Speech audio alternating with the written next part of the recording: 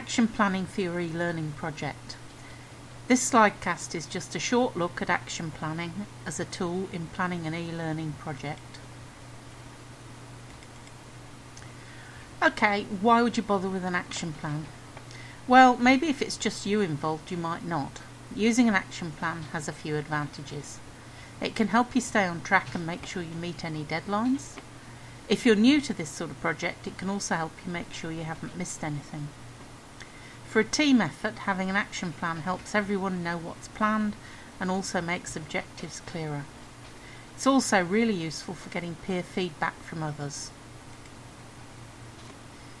This is an extract from an action plan that formed part of a funding submission for a national vocational e-learning strategy funding in 2011. The amount of detail you include will vary depending on the project and on whether there are any specific requirements that you need to meet.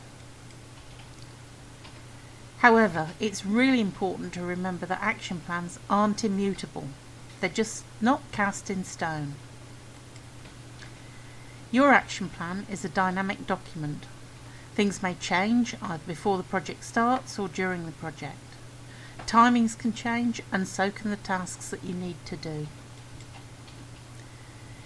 Your action plan can be much more than just a timeline and milestones. Risk management, for example, is increasingly significant in project planning, and for many external e-learning development projects, it's an essential part of the funding application. Making sure that you can access all the systems and resources you need can also form part of your action plan.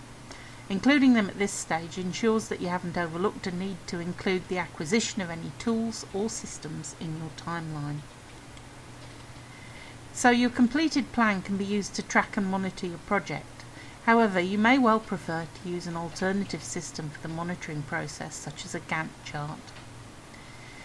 The real thing is, stay on track.